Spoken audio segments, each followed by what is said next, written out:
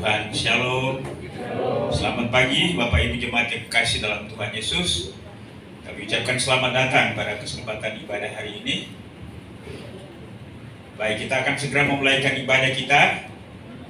Saya memberikan kesempatan bagi setiap kita untuk bersama-sama kita bersaat teduh. Doa supaya minta Tuhan melawat kita, memberkati kita melalui ibadah hari ini. Mazmur nomor 150 ayat 1 sampai dengan ayat 6 berkata, Haleluya, pujilah Allah dalam tempat kudusnya, pujilah Dia dalam cakrawalanya yang kuat, pujilah Dia karena segala keperkasaannya, pujilah Dia sesuai dengan kebesaran yang hebat, pujilah Dia dengan tiupan sangkakala, pujilah Dia dengan gambus dan kecapi, pujilah Dia dengan rebana dan tari-tarian, pujilah Dia dengan permainan kecapi dan seruling, pujilah Dia dengan ceracap yang berdentang, pujilah Dia dengan ceracap yang berdenting. Biarlah segala yang bernafas memuji Tuhan. Haleluya.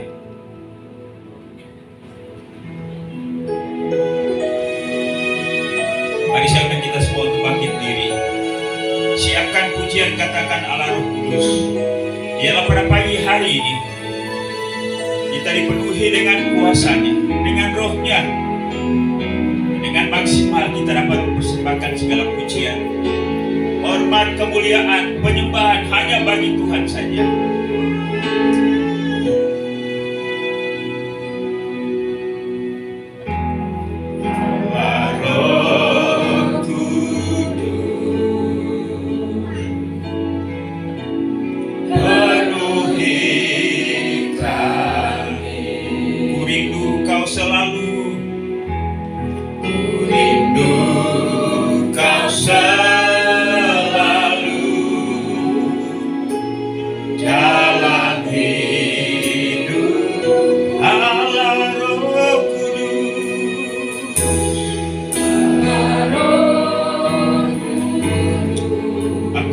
Hati kami, ubah hatiku, jadikan kami, jadikanku, jamalanku, rindu hadirat. Mulai katakan Allah Roh Kudus, mari Engkau penuhi kami Tuhan.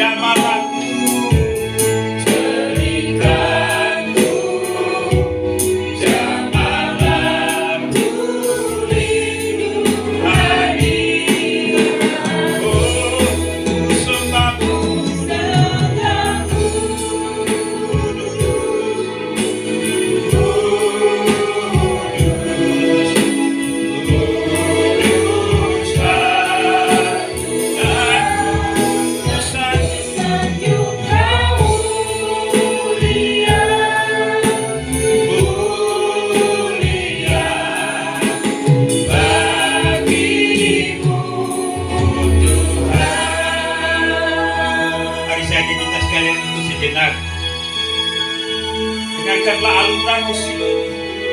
Mari renungkanlah kasih Tuhan dalam hidup kita. Dia yang selalu menyertai. Dia tidak pernah meninggalkan kita. Dia selalu menaungi kita, menghibur, meneguhkan dan menguatkan kita sampai dengan hari ini.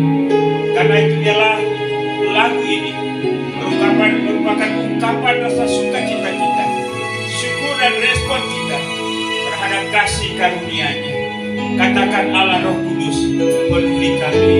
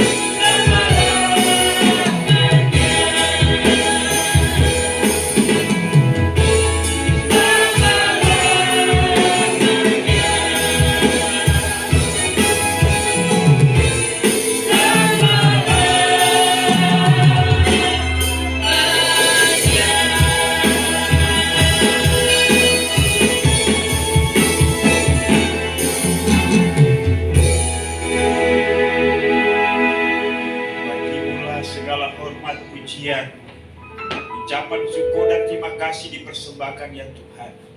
Karena Engkau layak untuk menerima semuanya. Engkau yang telah memanggil kami, menebus kami, membenarkan kami, mengadopsi kami sebagai anak-anak. Dan terima kasih pada pagi hari ini.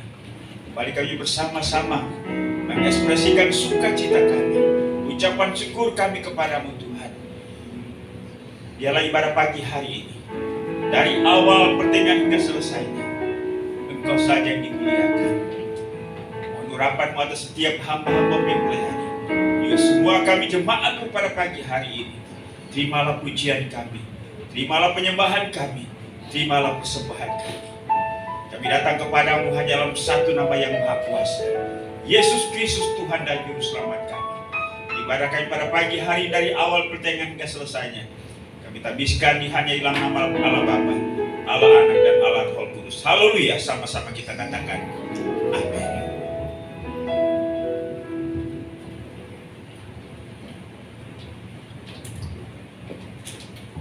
Shalom. Ada sukacita pada pagi hari ini. Salami kanan kiri depan belakang saudara, katakan bersyukurlah kepada Tuhan sebab Dia baik.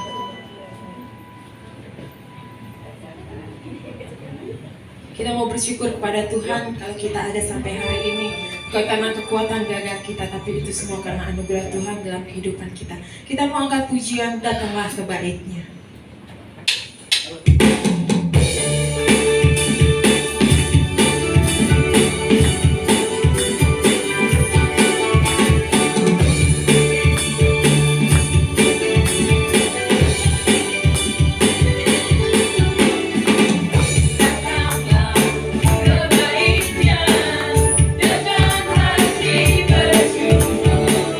Ke dalam pelatarannya.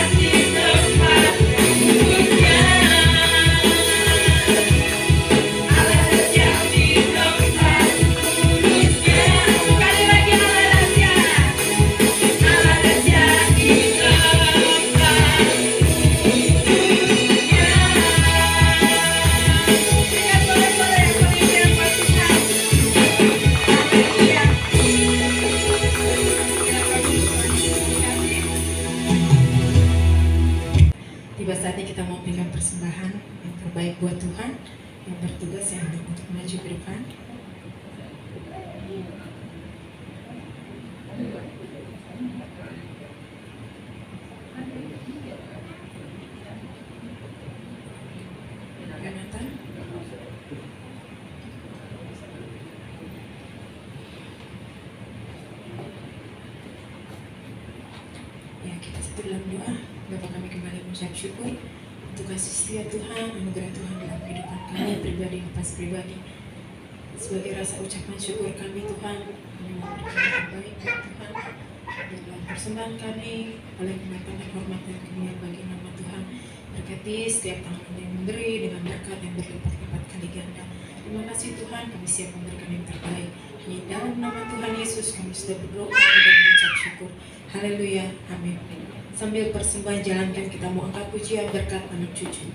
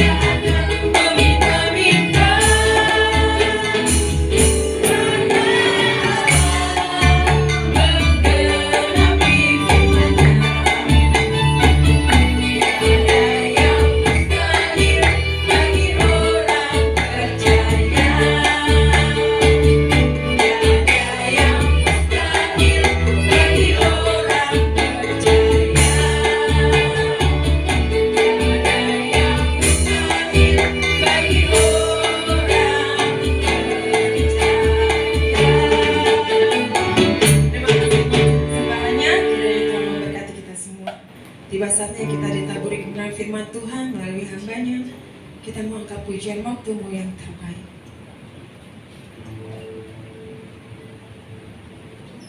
Saat kita tak mampu berharap, ada kekhawatiran dalam hidup kita. Terkadang kita merasa putus asa, tapi kita percaya, kita mau berserah kepada Tuhan.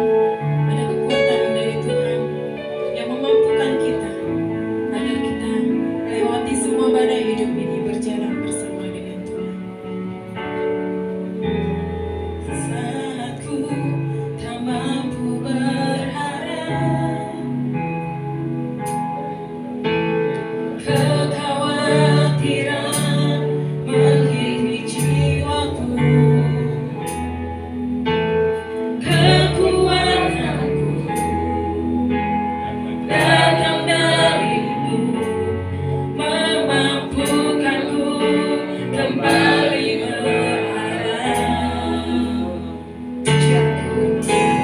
Hajarku mengenal hatimu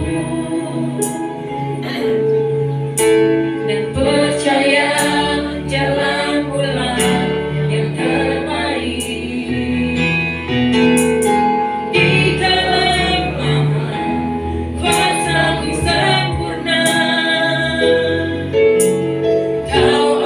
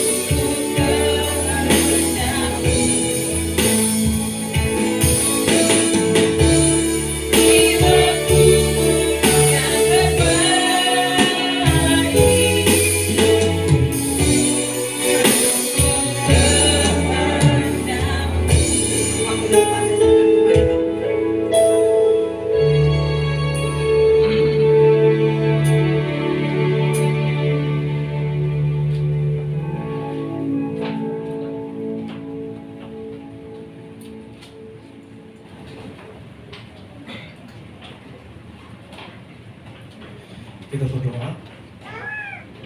Bapa Surgawi, seringkali dalam kehidupan ini kami sulit sekali melihat apa yang sedang Tuhan kerjakan dalam hidup kami.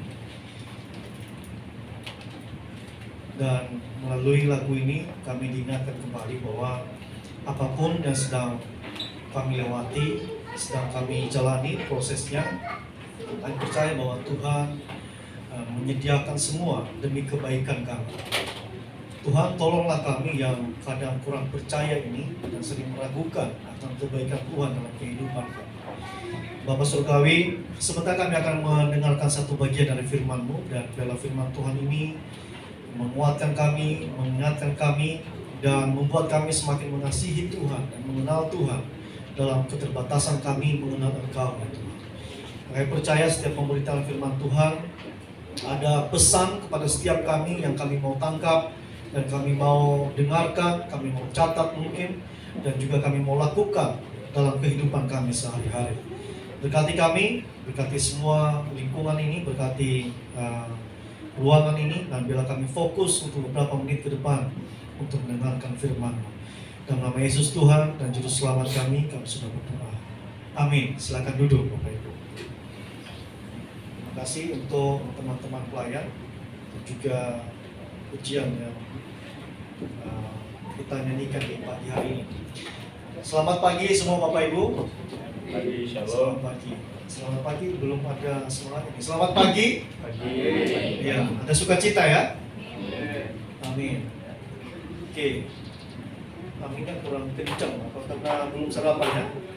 Ya, kita bersyukur pagi hari ini kita masuk di bulan minggu kedua nih ya, bulan Juni. Ya, siapa yang nyangka ya?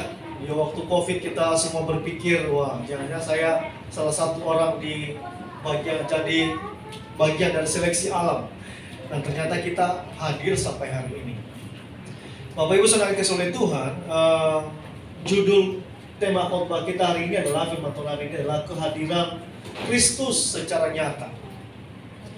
Itu kata-katanya sangat rohani ya. Kalau saya tanya begini Bapak Ibu, siapa di antara kita yang sudah merasakan kehadiran Kristus dalam hidupnya? Bisa angkat tangan? Oke, hanya 2-3 orang. Apa karena sangat rendah hati sehingga nggak mau ngasih tahu ke orang lain ya? Kalau saya tanya, siapa yang sampai hari ini masih bergumul merasakan kehadiran Kristus secara nyata dalam hidupnya? Cuma saya yang bergumul. Ya. Oke, jadi ada 2 kelompok di ruangan ini. Ada yang sudah merasakan kehadiran Kristus secara nyata, dan juga ada satu kelompok lagi seperti saya dan beberapa orang, kita masih bergumul merasakan kehadiran Kristus secara nyata. Nah, itu adalah fakta bagaimana kita mengikut Kristus, dan fakta bahwa kita juga terima kasih kejujurannya ya, yang mengatakan bahwa masih bergumul tentang bagaimana saya merasakan kehadiran Kristus. Apa itu? Lalu apa efeknya dalam kehidupan saya kalau saya merasakan kehadiran Kristus? Nah, kita baca Alkitab kita buka Alkitab kita dalam Wahyu pasal 1 ayat 12 dan juga nanti 20. Kemudian nanti ada satu bagian firman Tuhan lagi ya.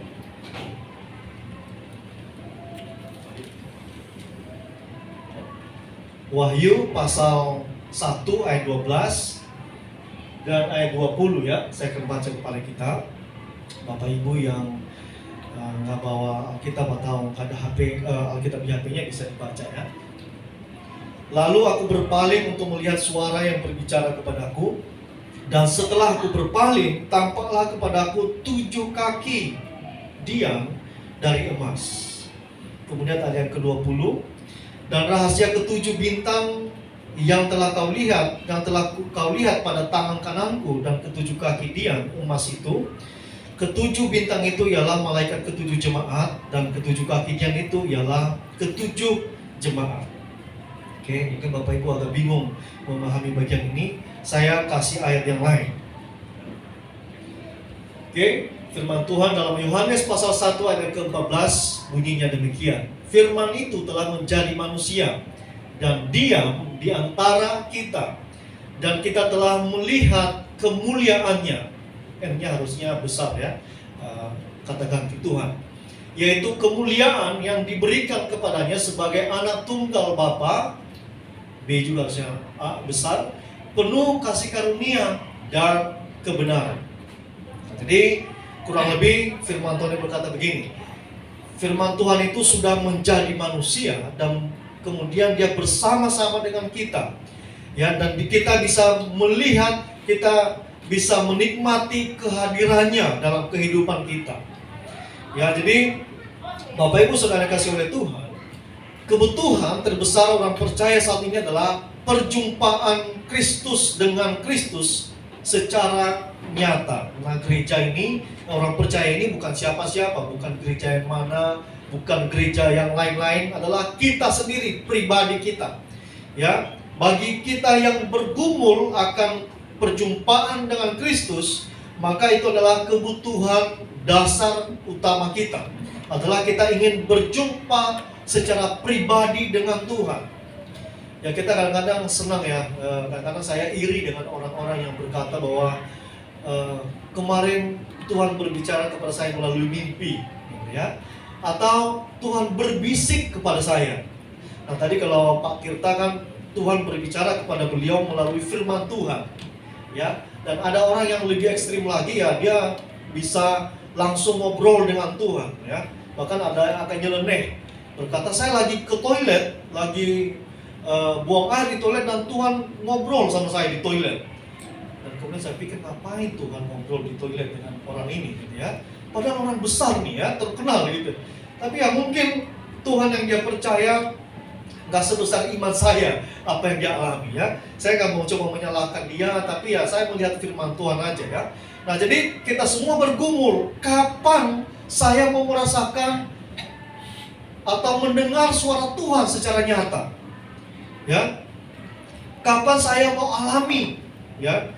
Dan sebenarnya pemahaman kita yang paling utama adalah Tuhan akan berbicara kepada kita. Bagi kita nih ya, yang telinga kita ini nggak bisa dengar suara Tuhan secara langsung, Tuhan akan berbicara kita melalui Alkitab.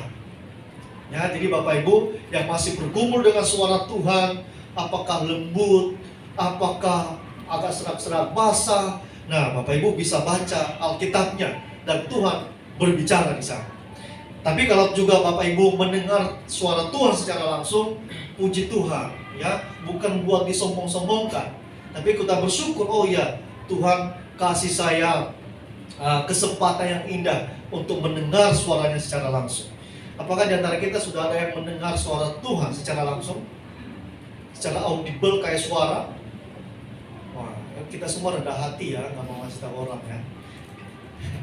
Iya, saya percaya kalau kita orang Injili memang kita nggak terlalu didoktrin untuk mendengar itu ya. Kalau kita nggak dengar kan kita bisa lihat, kita bisa baca dari Alkitab ya. Tapi memang ada pengajaran-pengajaran tertentu yang menekankan itu harus mau nggak mau harus dengar suara Tuhan. Kalau nggak dengar suara Tuhan berarti Anda belum lahir baru, ya. Tapi sebenarnya kalau kita lihat firman Tuhan itu nggak ada ayatnya sama sekali kalau lahir baru harus dengar audible suara firman Tuhan. Nah, jadi Bapak Ibu kalau lihat di TikTok, lihat di YouTube, ada yang mengatakan bahwa kalau Anda belum bisa berbahasa roh atau dengar suara Tuhan, berarti Anda belum lahir baru. Itu tidak benar. Ya, tidak ada ayatnya. Ya, itu adalah hanya karunia saja untuk ya anggap aja lah bonus dari Tuhan ya, kalau Bapak Ibu bisa berbahasa roh atau mendengar Tuhan secara audible ya. Saya juga pengen banget dengar suara Tuhan secara langsung. Ya, misalnya naik motor, Pak Eman, kenceng aja 150, nggak apa-apa, di depan aman aja nih. Pengen banget dengarnya. Tapi ternyata saya nggak dengar itu ya. Nah, jadi semua kebutuhan kita lah kita ingin supaya Tuhan, kita bertemu secara pribadi dengan Tuhan. Nah, Bapak Ibu saudara kasih oleh Tuhan, di Alkitab ada beberapa kisah tentang perjumpaan Tuhan secara pribadi, ini secara nyata kepada tokoh-tokoh Alkitab. Nah, jadi di Alkitab itu api beberapa kali dilambangkan sebagai bukti kehadiran Tuhan saat bertemu dengan manusia.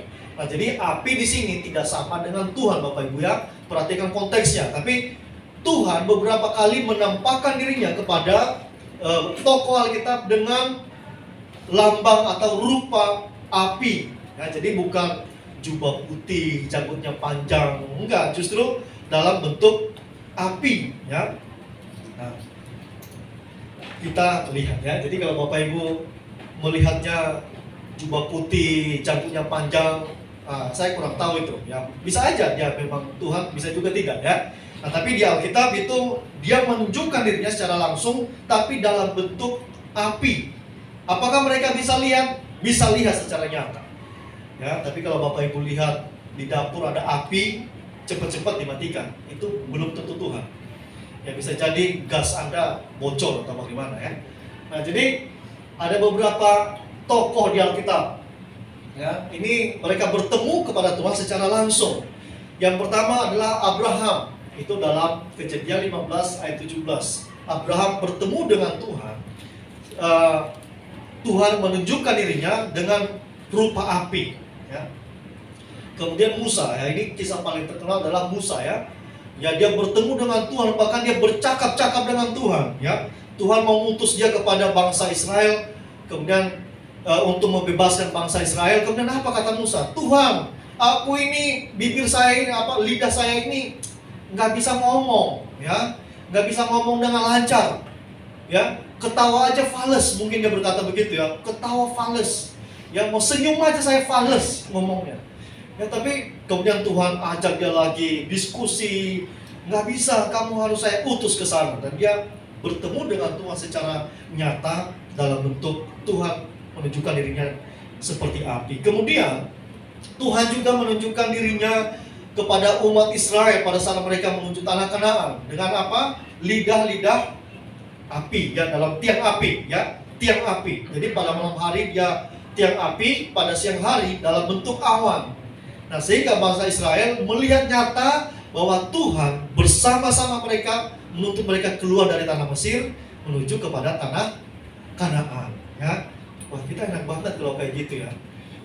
Sayangnya kita nggak mengalami seperti orang Israel ya. Nah, kemudian Daud juga dalam 1 Tawarik pasal 21 ayat yang ke-26 ya. Kemudian Salomo mengalaminya.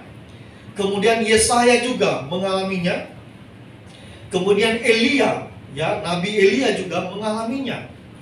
Dan kemudian gereja mula-mula, ya, mereka melihat dalam bentuk Roh Kudus ya, ketika Roh Kudus turun kepada mereka dan mereka melihat ada lidah api ya, yang kemudian mereka percaya itu adalah Roh Kudus yang bersama-sama dengan mereka, dan mereka bisa berbahasa bahasa-bahasa negara-negara lain, bahasa yang mereka belum pernah bisa, mereka bisa. Ya, bayangkan kalau tiba-tiba misalnya Bastian ya, Bastian dan Jonathan tiba-tiba bisa bahasa Zimbabwe. Kita bingung kan?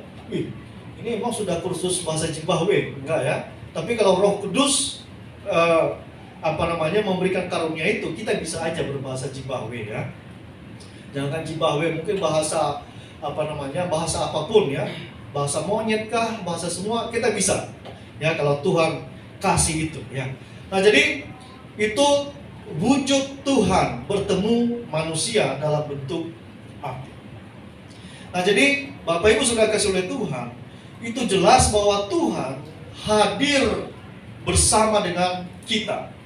Ya, walaupun ini bukan pengalaman kita, pengalamannya Abraham, Musa, sampai gereja mula-mula, tetapi itu bukti bahwa kalau kita percaya kepada Dia, maka Dia juga hadir bersama-sama dengan kita. Nah, jadi ada namanya kemahahadiran dan kehadiran. Kemahahadiran itu omnipresent. Jadi Tuhan hadir di mana-mana. Nah, tapi hati-hati, ada yang bilang Tuhan ada di setiap manapun. Nah, itu namanya teologi panteisme. Jadi misalnya di HP ada Tuhan. Nah, di meja ada Tuhan, di mimbar ini ada Tuhannya gitu. Nah, itu nggak benar ya. Itu sudah kita tidak menerima ajaran itu ya. Tapi Tuhan hadir di mana-mana? Ya, Tuhan hadir di mana-mana, tidak dibatasi oleh ruang dan waktu, tembok, atap, dan sebagainya. Bapak Ibu ada di kedalaman di dasar laut 100 meter pun juga Tuhan hadir di situ. Tapi bukan berarti Tuhan hadir di mikrofon, di toilet, di gayung. Itu sudah tidak sesuai dengan firman Tuhan. Nah, kita perhatikan perbedaannya ya, kemahahadiran Tuhan dan kehadiran Tuhan. Ya, yang pertama, kemahahadiran itu sama-sama nyata. Ya, jadi Bapak Ibu, kita percaya atau nggak percaya Tuhan ada di segala tempat. Ya, di rumah Bapak Ibu yang mungkin sering berdoa, Tuhan hadir di situ. Tuhan ada di situ. Bapak Ibu juga tidak rajin berdoa, juga Tuhan hadir di situ. Ya, jadi sama-sama nyata. Kita percaya, nggak percaya, tetap Tuhan hadir. Ya, jadi sayang sekali kalau kita nggak percaya akan kehadiran Tuhan, padahal Dia nyata sebenarnya hadir. Nah, kemudian sesuai dengan sifat-sifat Allah. Apa saja sifat-sifat Allah? Dia Maha Kasih, Dia Maha Pengampun, ya, dan sebagainya. Ya, sama-sama kemahadiran Allah. Ya, Dia menyembuhkan pada saat kita sakit, ya, Dia menghibur dan sebagainya. Kemudian Tuhan di mana-mana. Ya, ini pemahaman kemahadiran ya. Dan kemudian secara kehadiran Tuhan secara nyata dirasakan. Nah, ini semua pergumulan kita. Secara nyata merasakan akan kehadiran Tuhan. Ya, mungkin paling sederhana begini. Ya, kalau Bapak Ibu di rumah merasakan rumah itu seperti surga atau neraka. Ya. Kemungkinan kita sedang bergumul dengan kehadiran Tuhan dalam keluarga kita. Ya. Jadi kalau kita merasakan rumah kita kok sepertinya kalau saya pulang ke rumah rasanya kayak neraka, nggak pengen tinggal di rumah ini. Ya, kemudian memang kita sedang bergumul, kita nggak percaya akan kehadiran Tuhan, akan pimpinan Tuhan dalam rumah tangga kita. Ya, tapi mungkin juga ada alasan-alasan yang lain. Nah, jadi kehadiran Tuhan itu secara nyata. Kemudian biasanya tidak diketahui, ya, kehadiran Tuhan itu kita percaya secara umum. Tapi kalau kehadirannya secara nyata itu selalu diketahui, kita rasakan, kita sadar betul kemana kita pergi, apa yang kita lakukan, kita sadar betul bahwa Tuhan hadir bersama-sama dengan kita. Nah, kemudian kalau kemahadiran ini teoritis ya, itu teori aja ya, ada di Alkitab pada ayatnya tapi belum tentu dirasakan. Tapi kalau kehadiran Tuhan itu transformasional. Kalau kita mengalami kehadiran Tuhan dalam hidup kita, maka akan terjadi perubahan kehidupan, tingkah laku, semua hal, cara berpikir, cara mengambil keputusan itu akan mempengaruhi kehidupan kita. Kalau kita merasakan akan kehadiran Tuhan secara nyata. Ya, jadi kalau anak-anak muda yang suka melawan orang tua, atau dikit-dikit kalau orang tua bicara, bapak atau ibu kuno, udah nggak zaman gitu ya. Sering-sering kayak gitu sampai orang tua sakit hati. Nah, Anda perlu merasakan kehadiran Tuhan. Supaya apa? Supaya terjadi sedikit demi sedikit perubahan cara berpikirnya. Orang tua kita nggak selalu kuno lah. Apa yang mereka tegur ya, apa yang mereka kasih tahu ke kita tidak selalu kuno ya. Kita mungkin terlalu kecepatan juga berpikirnya. Tapi bukan berarti kalau kita maju, baca ini itu, baca berita yang baru-baru lalu kemudian kita cap orang tua kita kuno ya. Anda perlu mengalami kehadiran Tuhan secara nyata dalam hidup. Kemudian kehadirannya adalah kebanggaan. Ya, kita bangga ya Tuhan ada di mana-mana. Tapi kalau kehadiran itu akan ada penyesalan. Karena kenapa? Kita tahu Tuhan bersama-sama dengan kita. Jadi pada saat kita bikin salah, kita menyesal. Ya, karena kenapa? Ya, masa orang pribadi yang kita hargai, kemudian kita sakiti. Yang muncul yang namanya penyesalan. Dan kemudian impersonal, ya, itu di luar pribadi, ya, itu tidak menyentuh kita. Ya, kita boleh aja percaya Tuhan ada di mana-mana, tapi belum tentu nyampai menyentuh hati kita. Tapi kalau kehadiran Tuhan itu menyentuh pribadi kita, cara berpikir kita, kehidupan kita. Kemudian ketaatan adalah pilihan kalau kehadirannya. Tapi kalau kehadiran Tuhan, ketaatan adalah keharusan. Kenapa? Karena kita sadar Tuhan bersama-sama dengan kita.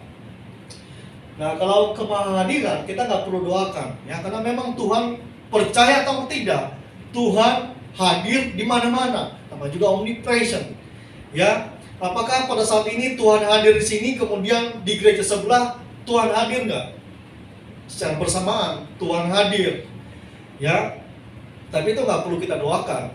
Tapi kalau kehadiran Tuhan, kita bersyukur kepada Tuhan. Kita bisa berdoa, berkomunikasi secara langsung kepada Dia. Jadi ini sebelah ini kehadiran adalah bersifat doktrinal, ya. Jadi itu dogma. Sementara ini adalah tentang personal kita dengan Tuhan. Oke, jadi berharap ini bisa Bapak Ibu pahami, ya. Cukup teologis ya Bapak Ibu, ya, tapi nggak apa-apa. Ya. Nah, jadi ini adalah kebenaran yang mengejutkan kepada kita semua. Yang pertama adalah dalam pertemuan itu yang tadi Tuhan bertemu dengan tokoh-tokoh Alkitab secara secara visual dalam bentuk api. Yang kita pelajari di situ yang pertama adalah Tuhan yang selalu inisiatif menunjukkan dirinya kepada manusia. Bahkan tidak ada ritual yang bisa menghadirkan Tuhan. Ya, kita mau jungkir balik supaya Tuhan hadir bersama-sama dengan kita, itu nggak bisa memancing-mancing Tuhan, ya. Jadi kehadiran Dia bersama-sama dengan kita itu adalah inisiatifnya Tuhan sendiri, ya. Jadi tidak ada ritual untuk menghadirkan Tuhan sama sekali. Kalau Bapak Ibu baca semua kisah-kisah yang tadi, Tuhan datang kepada Musa pada saat dia sedang melakukan dosa. Dosa apa yang dia lakukan? Dia membunuh orang Mesir. Nah, secara manusia itu nggak mau dong Tuhan yang kudus dan suci mau bertemu dengan orang yang sedang berdosa. Ya, tapi karena Tuhan yang punya inisiatif, Dia mau bertemu, Dia mau memakai Musa untuk menjadi hambanya, untuk membebaskan bangsa Israel. Jadi Tuhan sendiri yang inisiatif untuk menunjukkan diri. Yang kedua adalah perjumpaan dengan Tuhan pasti mengalami perubahan hidup yang nyata. Ya, jadi kalau kita lihat tadi tokoh-tokoh yang tadi, semua mereka mengalami kehidupan yang drastis. Abraham, dia berjumpa dengan Tuhan, dia meninggalkan semua kekayaannya, dia meninggalkan kampung halamannya, orang tuanya, semua. Dia pergi ke tanah Kanaan yang belum jelas itu di mana tanah Kanaan. Ya. Kemudian Musa juga seperti itu, ya, dengan berbagai alasan dia mencoba untuk meyakinkan Tuhan, saya nggak bisa pergi Tuhan, saya nggak bisa, pilih yang lain aja. Tapi kemudian Tuhan pada saat dia mengalami perjumpaan dengan Tuhan, hidupnya kemudian berubah, akhirnya dia mau ikut perintah Tuhan. Pertanyaan saya adalah, apakah kita sudah mengalami hal ini? Ya, apakah kita sudah mengalami perjumpaan pribadi dengan Tuhan? Nah, saudara kasih oleh Tuhan, ini aplikasi bagi kita, ya. Jadi aplikasi itulah hal yang kita bisa lakukan melalui pembacaan firman Tuhan dan apa yang sudah saya bahas tadi. Ini yang kita bisa lakukan dalam kehidupan kita. Jadi setelah, kalau kita semua menyadari akan kehadiran Kristus nyata dalam kehidupan kita, maka kita perlu lakukan beberapa hal ini. Ya, jadi sekarang kita mesti harus yakin semua nih bahwa Tuhan ada di mana-mana dan Tuhan bisa hadir dalam kehidupan kita. Maka tidak cukup untuk menyadari akan kehadiran Tuhan. Kita perlu melakukan beberapa 3 hal ini, ya. Yang pertama adalah undang Tuhan untuk masuk dalam hidup kita. Ya, undang Tuhan untuk masuk dalam hidup kita. Supaya kita nggak ngantuk, coba kita baca sama-sama. 2, 3, ya. Oke, belum sampai mata kita kebuka. 2, 3, ya. Hidup kita. Jadi, Bapak Ibu saudara kasih oleh Tuhan, kalau lihat gambar ini, pasti kita semua punya ya di rumah ya, gambar ini ya. Saya waktu kecil, bapak saya suka koleksi gambar-gambar begini, tempel di dinding ya, kelihatan rohani gitulah, orang Kristen gitu ya. Nah, jadi ini adalah, kalau Bapak Ibu tahu, ini adalah karya Holman Hunt namanya ya, Holman Hunt ya. Dia punya karya yang sangat bagus, dan karya ini kemudian kita kenal sampai sekarang, dan kita suka tempel di rumah kita ya.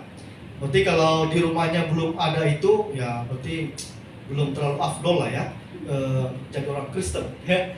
Harus ada itu. Nah, Bapak Ibu saudara kasih oleh Tuhan, kalau Bapak Ibu tahu cerita di balik gambar ini kisahnya sangat bagus sekali. Jadi suatu kali Holman Hunt ini dia selesaikan menggambar tulisan ini, gambar ini, kemudian dia panggil beberapa temannya ahli lukis juga seperti dia. Ya, kemudian dia tanya teman-temannya, teman-teman coba perhatikan lukisan saya ini secara detail. Dan kemudian kasih tahu ke saya apa kekurangan dari gambar saya ini, lukisan saya ini. Dan kemudian beberapa temannya ngomong, enggak, ini perfect nih gambar katanya. Enggak ada yang kurang sedikit pun, semua sempurna. Dan kemudian Holman Hunt dia berkata, saya nggak puas dengan kalian, nggak jujur. Mungkin aja ada yang kurang dari foto ini. Dan teman-temannya bilang nggak ada. Bagi kami ini sudah sempurna. Tuhan mengetuk pintu, dan kemudian ada pintu, ada lampunya di depan, ya lengkaplah sudah pintunya. Dan kemudian dia bilang oke, kalau begitu. Dan kemudian dia panggil lagi satu temannya. Temannya ini lebih kritis lagi ya. Biasanya temannya ini bahkan yang tidak ada salahnya pun bisa disalah-salahin sama dia ya. Kemudian dia tanya, apa koreksimu terhadap lukisan saya? Dan kemudian temannya Holman Hunt ini berkata kepada Holman, ada satu yang kurang dalam lukisan ini, adalah tidak ada gagang pintunya. Ya, ini bukan gagang pintu ya. Oke. Tidak ada gagang pintunya. Pada saat kita buka kan biasanya ada ya. Kita rumah-rumah zaman dulu ya, ada kayunya, kemudian kita bisa buka. Dan kemudian Holman Hunt jawab begini, kalau ketika Tuhan suatu saat masuk ke rumahmu, Tuhan tidak bisa membuka itu dari luar kecuali kamu yang mempersilahkan dia masuk. Saya ulangi ya, suatu kali ketika Tuhan akan masuk ke dalam rumahmu, dia tidak akan bisa membuka rumahmu dari luar kecuali kamu izinkan dia untuk masuk. Ya, kurang lebih dia mau berkata begini, kalau Tuhan mau masuk ke dalam hati kita, kalau kita nggak buka hati kita untuk dia masuk, Tuhan nggak bisa masuk kecuali kita undang dia. Tuhan, masuklah ke dalam hidupku. Nah, saudara kasih oleh Tuhan, kita perlu kerendahan hati untuk mengundang Tuhan masuk ke dalam hati kita. Hati kita supaya apa? Supaya diisi oleh Tuhan, diperbaharui oleh Tuhan. Hati kita yang penuh dengan kedengkian ini, ya, hati kita yang penuh dengan kesombongan, kebohongan dan sebagainya, kita undang Tuhan masuk supaya apa? Supaya diperbaharui. Nah, Bapak Ibu sering merasakan nggak? Kadang-kadang merasakan hati kita kosong, kita sibuk bekerja, bahkan kita macet-macetan di jalan, kita sibuk, semua kita punya rumah, punya mobil, semua punya tabungan, deposito dan sebagainya, tapi hati kita kosong. Nah, kemungkinan kita perlu undang Tuhan untuk masuk dalam hidup kita.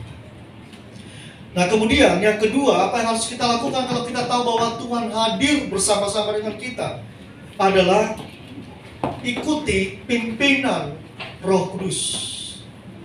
Nah, saya kasih oleh Tuhan, di dalam Galatia pasal 25 pasal 5 ayat 25 dikatakan di sana, jikalau kita hidup oleh Roh, baiklah kita juga dipimpin oleh Roh. baca sama-sama deh. 2, 3, ya. Jikalau kita hidup oleh Roh, baiklah kita juga dipimpin oleh Roh. Nah, saudara kasih oleh Tuhan, dipimpin itu dalam bahasa aslinya adalah berjalan, berperilaku atau hidup seperti Roh atau oleh Roh. Ya, jadi kalau kita sudah percaya Tuhan, kemudian ikut Tuhan, maka kita harus dipimpin, kehidupan kita harus dipimpin oleh Roh. Ya, berjalan, kemudian berperilaku, hidup oleh Roh Tuhan. Nah, seringkali kan kita bergumul dengan hal ini ya. Kita seringkali memakai pikiran-pikiran kita untuk memimpin diri kita. Ya, kita nggak undang Tuhan untuk memimpin pikiran kita yang sedang berpikir. Nah, jadi ada yang lain lagi. Oke. Nah, di dalam NLT itu New Living Translation, itu dalam terjemahan Inggris ya, dikatakan bagian ini ya, every part of our lives. Artinya hidup kita diberikan dipimpin oleh Tuhan dalam setiap hidup kita, dalam setiap komponen atau dalam setiap kesibukan kita, kita berikan diri kita untuk dipimpin oleh Tuhan. Nah, seringkali yang terjadi adalah ini, Bapak Ibu, kita hanya memberikan dipimpin hidup kita oleh Tuhan kalau hari Minggu. Pada saat ke gereja, kita kelihatan rohani banget, datang ke gereja, nyanyi, bahkan nangis-nangis, merasakan hadirat Tuhan. Tapi nanti setelah pulang gereja mulai hari Senin, kita semua lupa, kemudian kita nggak lagi memberikan diri kita dipimpin oleh Roh Kudus. Kita sendiri dengan pikiran kita, kemampuan kita semua melupakan bahkan apa yang dikhotbahkan hari ini. Saya percaya besok sudah lupa semua kita. Tapi mungkin dengan saya ngomong begini, besok diingat-ingat. Ya, jadi seharusnya kehidupan kita dipimpin setiap kehidupan kita. Bagi yang muda-muda, kalau Anda bergaul, Anda minta Tuhan untuk memimpin hidupmu. Ini cocok nggak ya? Ini berkenan nggak kepada Tuhan kalau saya bergaul dengan orang ini? Ya, jika tidak berkenan kepada Tuhan, maka Anda tidak perlu lanjutkan pergaulannya dengan orang tersebut. Kelakuan saya ini menyakiti hati Tuhan nggak ya? Kalau menyakiti hati Tuhan, maka saya perlu stop melakukannya. Nah, jadi setiap area kehidupan kita, kalau kita merasakan kehadiran Tuhan, harusnya dipimpin. Kita memberikan Tuhan kesempatan untuk memimpin kehidupan kita. Nah, kemudian terjemahan yang lain di bahasa Indonesia sehari-hari. Dikatakan di sana, Roh Allah sudah memberikan kepada kita hidup yang baru. Ya, kita semua di sini sudah dapatkan hidup baru dari Tuhan. Amin ya. Amin. Oke, masa jangan ragu-ragu. Atau mungkin karena rendah hati nggak mau diketahui orang ya. Oleh sebab itu, ia juga lah yang harus menguasai hidup kita. Ya, jadi Roh Kudus, Roh Allah sudah memberikan kita kehidupan yang baru. Apa sih kehidupan yang baru? Ya, dulu kehidupan kita itu nggak layak kepada Tuhan. Ya, semua gerak-gerik kita nggak berkenan kepada Tuhan. Pikiran kita, hati kita, semua nggak berkenan kepada Tuhan. Kemudian Tuhan daur ulang, yang dihancurkan kembali. Kemudian kita mengambil keputusan untuk dibaptis, yaitu proses awal pada saat kita dibaptis. Itu bukan pencapaian kalau baptisan itu, enggak. Itu tanda awal bahwa kita mulai siap dipimpin atau dikuasai oleh Roh Kudus. Nah, jadi kalau ada teman-teman yang baru dibaptis, Anda tidak sedang mencapai prestasi itu, tapi Anda sedang masuk dalam kehidupan yang baru. Tadinya di sini nih, yang arah ke kiri ke sana. Ya, tidak selalu ke kiri neraka ya, tidak selalu ya. Arah terbalik. Tadinya mau ke sini, kemudian Tuhan, kita ambil keputusan, Tuhan memperkenalkan dirinya kepada kita. Sekarang kita berlawanan arah. Kita mulai hidup dipimpin oleh Roh. Maka semua harusnya segala segi kehidupan kita juga dipimpin oleh Roh. Pada saat kita mau memilih kerja, kita juga minta Tuhan, Tuhan ini berkenan enggak kepadamu? Ya, pada saat kita memilih jodoh nih ya, bagi yang muda-muda nih ya, ini serius ya. Pada saat Anda memilih jodoh, pastikan Anda harus bergumul tentang jodohmu. Karena begitu Anda sudah diberkati, maka tidak ada jalan untuk dikembalikan. Barang yang sudah dibeli, toko aja bilang begitu ya, barang yang sudah dibeli tidak bisa dikembalikan, apapun ceritanya. Apalagi anak orang, gitu ya. Jadi nggak ada cerita. Maka perlu keputusanmu dipimpin oleh Roh Kudus. Demikian juga kita dengan orang tua yang membesarkan anak-anak kita. Kita perlu meminta Roh Kudus untuk memimpin kita. Yang ketiga, apa yang kita lakukan kalau kita mengalami kehadiran Tuhan adalah ini. Mungkin kita semua ada yang bergumul ya. Saya juga bergumul dengan hal ini ya. Tetaplah beriman kepada Tuhan dan tetaplah mengasihi Tuhan meskipun kita belum merasakan kehadirannya. Ya. Jadi kalau kita bergumul sekarang, mungkin Anda berkata dalam hati, ini Pak Yaman, Om Yaman ini ngomong apa sih kehadiran Tuhan? Ya. Saya aja nggak ngerasain gitu ya. Nah jadi kalaupun kita belum merasakan kehadiran Tuhan, tetaplah mengasihi Dia. Ya, bukan Dia yang nggak mau masuk, kemungkinan seperti gambar Holman Han tadi, kemungkinan kita belum buka pintu hati untuk Tuhan masuk ke dalam kehidupan kita. Ya, jadi mungkin ada yang mengalami itu saat ini, dan kita tetap mengasihi Tuhan, kita tetap mencintai Tuhan dalam kehidupan ini. Cerita terakhir Bapak Ibu, suatu kali ini ada kapal di sini ya, yang digendong oleh Tuhan. Nah, jadi suatu malam ada seorang bermimpi dan dia sedang berjalan dalam mimpi ya. Dia sedang berjalan menyusuri pantai dengan Tuhan. Kemudian di langit tergambar berbagai peristiwa masa lalunya. Semua ada di situ ya. Dari dia waktu remaja, suka curi mangga, ya suka curi uang orang tuanya, ya diselipin di bawah baju. Kemudian kalau nggak kelihatan, puji Tuhan mama saya nggak ingat. Ya itu pengalaman saya ya. Anda belum tentu ya. Nah kemudian semua di situ tergambar lah. Waktu masa remaja, pintu kamar tahu-tahunya dari jendela dia keluar pergi jalan-jalan, dipikir orang tuanya ada di dalam ya, dan sebagainya. Semua bobroknya dia tergambar di langit. Nah setiap kali yang melihat ke belakang, dan dia melihat ada 2 jejak telapak kaki pada saat dia lagi berjalan di pantai ya. Kemudian satu pasang adalah jejak kaki Tuhan, dan satu pasang adalah jejak kakinya orang ini. Kemudian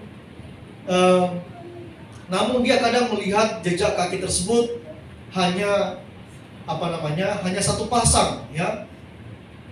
Kemudian ketika dia mengingat itu, justru saat itulah ia sangat jengkel dalam hidupnya ya. Dia kadang-kadang melihat kok kadang-kadang cuma satu pasang kaki, tapi kadang-kadang 2 pasang, maksudnya 4 ya. Kadang-kadang 2 pasang. Padahal pada saat setiap hanya satu pasang kaki, itu dia di masa-masa di mana hidupnya itu sedang dalam kesulitan, dalam kepahitan, dalam keterpurukan. Dan dia selalu melihat setiap dia ada masalah, itu hanya satu pasang kaki yang ada di sana, dalam bayangan view yang dia lihat ya. Dan kemudian dia komplain kepada Tuhan ya.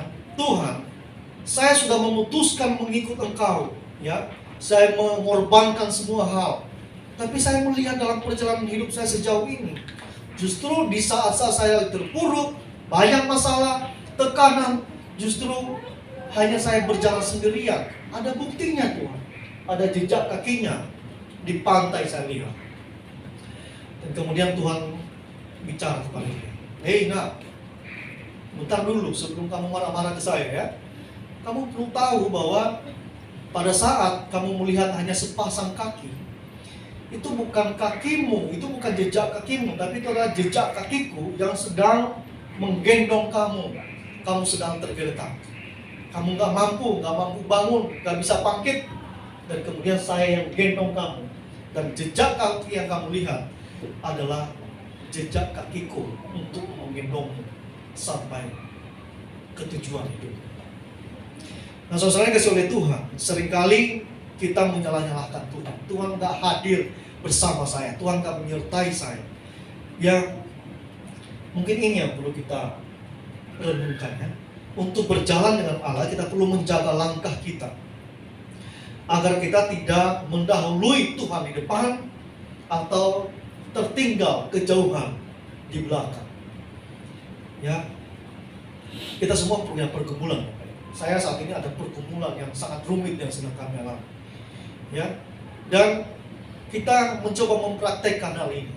Ya, kita mencoba percaya akan kehadiran Tuhan. Kita percaya akan pertolongan Tuhan. Ya, kita sedikit agak karismatik, Pentekostal ya. Kita percaya bahwa Tuhan menyediakan yang terbaik bagi kita. Ya, kadang-kadang kalimat sederhana itu justru itu yang menguatkan kita. Ya, jadi untuk berjalan dengan Allah kita perlu menjaga langkah kita. Ya, mungkin keinginan, harapan-harapan kita terlalu banyak sampai kita lupa meninggalkan Tuhan ke belakang. Atau mungkin kita juga terlalu banyak pikiran, pergumulan yang tidak kunjung selesai sampai kita juga ketinggalan di belakang. Jadi Bapak Ibu Saudara yang kasih oleh Tuhan, saya minta pemain musik untuk persiapan ke depan. Jadi untuk berjalan bersama dengan Tuhan kita harus menjaga langkah kita. Di sepanjang perjalanan kita berbicara terus dengan Tuhan. Kita berkomunikasi terus dengan Tuhan. Mendengarkan dan menikmati kehadirannya bersama-sama dengan Tuhan. Kita juga mempercayai pimpinan Tuhan dalam hidup ini. Ya. Manakala kita tidak dapat melihat apa yang ada di depan kita, ya, kita perlu percaya. Sudahlah, ini pikiran kita terlalu banyak mikirnya, gitu ya. Ini bisa nggak ya? Bisa nggak ya? Kalau kayak gini, boleh nggak ya? Nah, sudah. Kadang-kadang kita perlu tinggalkan itu semua dulu. Sebab akibat itu, ya, kita perlu percaya sepenuhnya kepada pimpinan Tuhan. Yang penting bukan hanya tentang tujuan kita, tetapi perjalanan kita bersama dengan Tuhan. Ya, kita bersyukur untuk kesaksian hari ini. Mereka merasakan bagaimana Tuhan menolong mereka. Pak Tirta merasakan bagaimana pada saat interview visa itu nggak mudah ya. Apalagi mau ke Amerika itu nggak gampang ya. Ke Amerika itu sekarang diprotek habis itu ya. Bahkan kami aja teman-temanku yang ada di kantor itu kan kita punya kantor pusat di Amerika. Tapi kalau mau ke Amerika minta ampun, harus berkali-kali apply gitu baru bisa diterima. Kan? Dan itu adalah juga Tuhan menolong untuk kalau Dia berkenan pasti akan selalu ada jalan keluar. Ya, kalau Tuhan berkenan itu tanda aja gitu. Kalau Tuhan berkenan pasti akan selalu ada jalan keluar. Ya pasti akan berliku yang kita hadapi. Tapi kalau kita melakukan proses ikut prosesnya maka Tuhan akan menyediakan yang terbaik bagi kita. Jadi melalui firman Tuhan hari ini, kita yang sudah merasakan kehadiran Tuhan, puji Tuhan, dan biarlah kita terus diperbarui oleh firman Tuhan. Bagi kita yang sedang bergumul akan kehadiran Tuhan, mari kita berjalan bersama dengan Tuhan dan kita rasakan kehadirannya. Amin. Mari kita bangkit berdiri. Kita naikkan pujian Roh Kudus kau hadir di sini.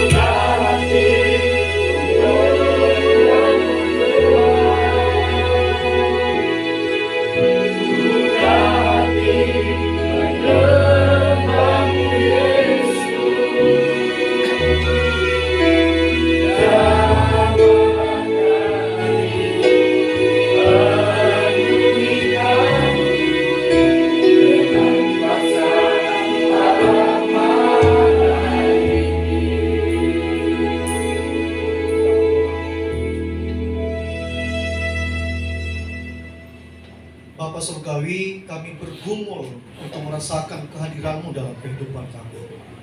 Kami semua bergumul Tuhan. Kami ingin merasakan sentuhan-Mu kepada kami. Bahkan kami ingin mendengar suara-Mu secara langsung kepada kami. Tuhan, hari ini saat ini kami mau membuka hati kami untuk mempersilahkan Tuhan masuk ke dalam hidup kami, ke dalam hati kami, supaya kami lebih bisa mendengar, lebih bisa merasakan akan kehadiran-Mu dalam setiap kehidupan kami. Sehingga ini bisa membuat kami dengan rela memberikan hidup kami dipimpin oleh Tuhan dalam bekerja, dalam bergaul, dalam membangun rumah tangga, dalam membesarkan anak-anak kami, dalam kami mengambil berbagai keputusan. Kami memberikan penghormatan kepada Roh Kudus untuk memimpin kami dalam kehidupan kami. Dan kami percaya bahwa Tuhan selalu akan membawa kami kepada keputusan-keputusan yang terbaik, yang akan mendatangkan keberhasilan dan mendatangkan ucapan syukur kami kepada Tuhan. Ampuni setiap kami jika kami selama ini mengandalkan kemampuan kami. Mungkin mengandalkan kemampuan kami berpikir sampai kami lupa untuk mempersilahkan Tuhan masuk ke dalam pikiran dan hati kami. Hari ini kami ditegur, kami mau mengubah cara berpikir kami mau mengubah cara hidup kami mau sepenuhnya mempersilahkan Tuhan untuk masuk ke dalam hati kami, untuk Tuhan ubahkan dan Tuhan pimpin. Terima kasih untuk firman Tuhan ini, dan biarlah ini menggema terus dalam kehidupan kami selama 1 minggu ke depan. Kami lakukan ini dan kami ingat-ingat ini dalam kami bekerja, beraktivitas dimanapun kami berada. Berkati kami semua dalam nama Tuhan Yesus, Juru Selamat kami sudah berdoa. Amin. Silakan duduk. Kita akan usaikan ibadah kita pada pagi hari ini. Kita nyanyikan nomor 300 dalam nyanyian kemenangan iman.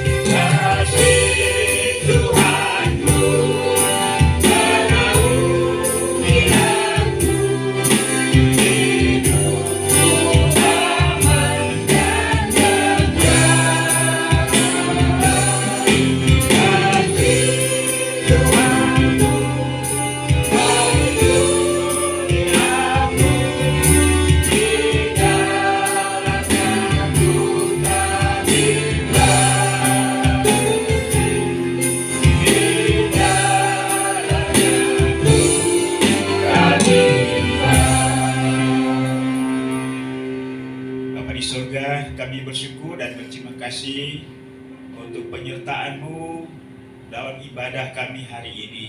Dari awal, pertengahan hingga menjelang berakhirnya, kami sungguh menikmati dan mengalami kehadiran-Mu. Juga kami menikmati kebersamaan kami dalam persekutuan hari ini. Biarlah Tuhan tetap dimuliakan dalam seluruh keberadaan kami. Terima kasih untuk semua hamba-hamba yang Tuhan sudah pakai dalam pelayanan hari ini. Pak Yaman yang menyampaikan firman-Mu, juga Ibu Yani yang memimpin kami dalam puji-pujian, Anggia dan Eta yang singer, juga Pak Anton, Ibu Sarah, Pak Yaman yang memimpin kami di dalam musik hari ini. Demikian pun juga dengan Theo yang sudah melayani kami di dalam LCD. Terima kasih juga untuk anak kami Yonatan dan hamba-hamba yang bersaksi hari ini, Tirta juga Eta. Segala pujian, hormat, kemuliaan kami persembahkan hanya bagi-Mu. Terima kasih, kami percaya bahwa Tuhan menyediakan berkat bagi hamba-hamba yang telah setia melayani Tuhan. Terima kasih juga dengan seluruh jemaat yang hadir pada hari ini. Kami percaya bahwa melalui kehadiran kami hari ini, kami terus diteguhkan, diberikan semangat, diberi rema, bahkan juga kami akan jalan kehidupan kami dengan sukacita dan kemenangan daripada Tuhan.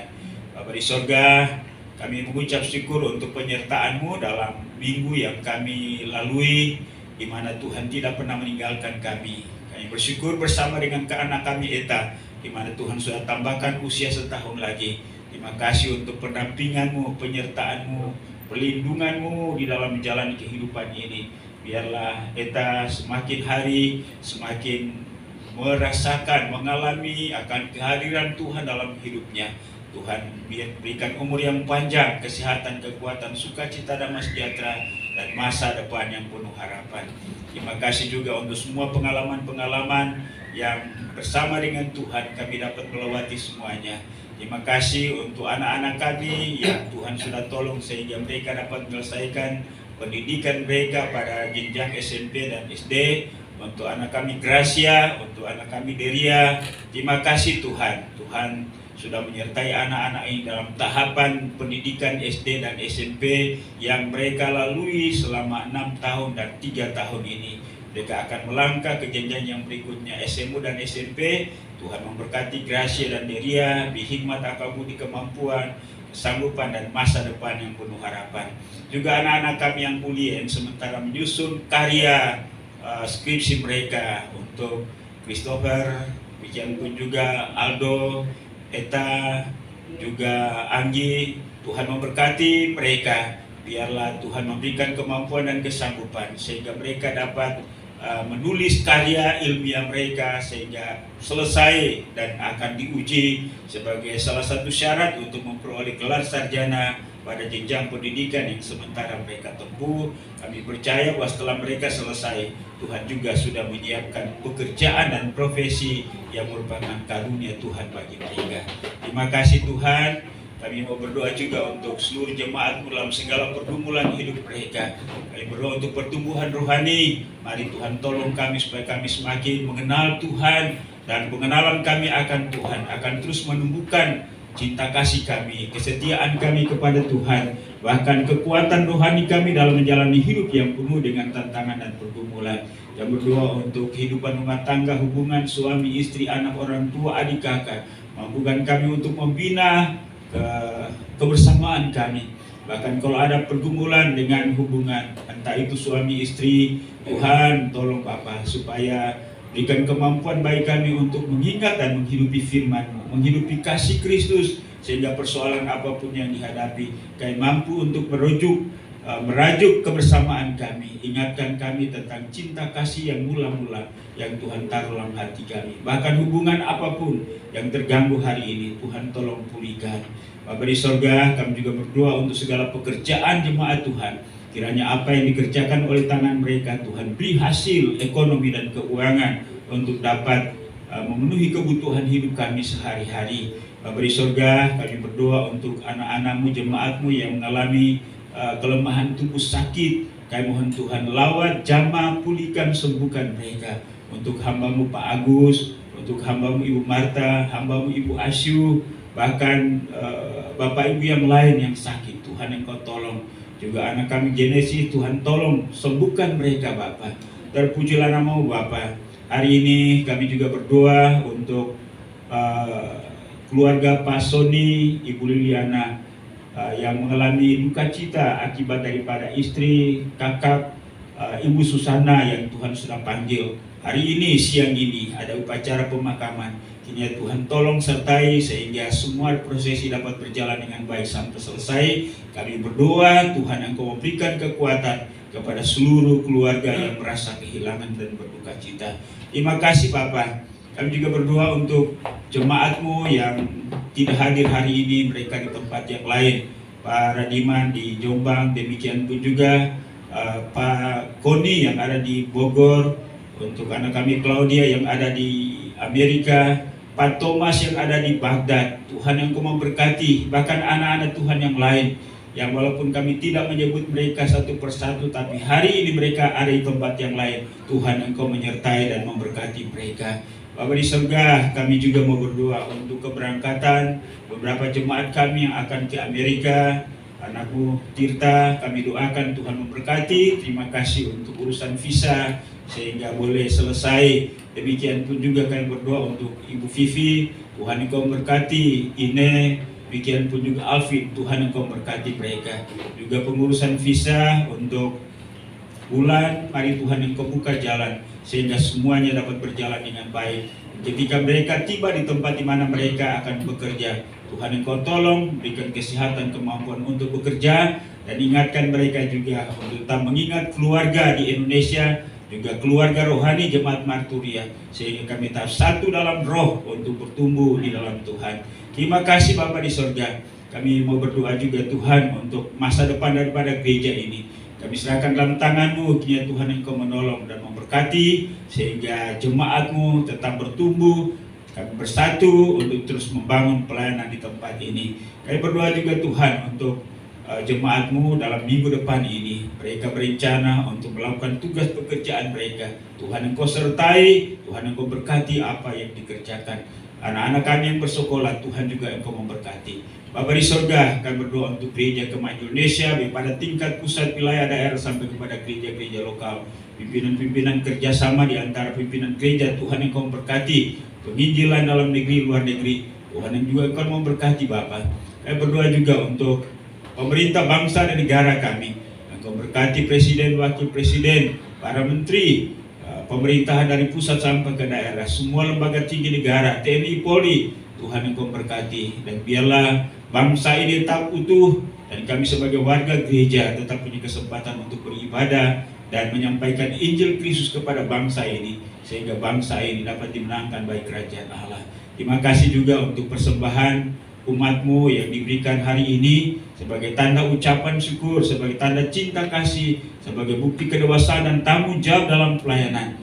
Tuhan Engkau memperhatikan semuanya itu dan kembalikan berkat-Mu berlipat kali ganda bagi seluruh jemaat-Mu, dan Engkau akan memakai keuangan ini untuk menunjang pelayanan pekerjaan Tuhan di tempat ini, bahkan di mana saja dialokasikan.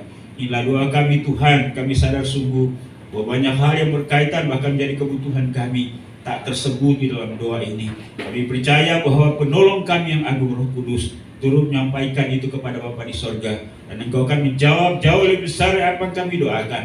Karena kami bawa semuanya ini hanya satu nama yang maha kuasa, yaitu Yesus Tuhan dan Juru Selamat kami. Haleluya. Bapa, terima kasih.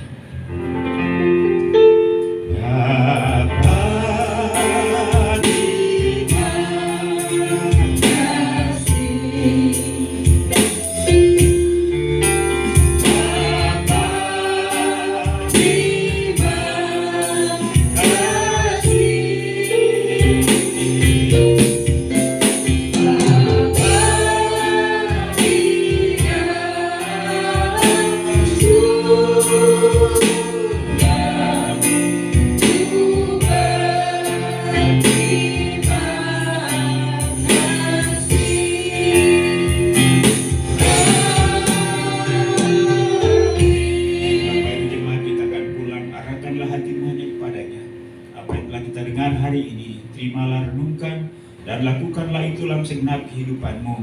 Dan biarlah kasih karunia daripada Allah Bapa, anugerah dan damai sejahtera dalam nama Tuhan Yesus, serta pimpinan penghiburan persekutuan kekuatan Roh Kudus menyertai kita hari ini, bahkan sampai Maranatha, Yesus datang untuk menjemput saleh-salehnya. Haleluya. Sama-sama kita katakan amin. Silakan duduk, ibadah kita sudah selesai. Tuhan memberkati sampai kita berjumpa kembali pada kegiatan-kegiatan ibadah yang lain di waktu mendatang. Shalom.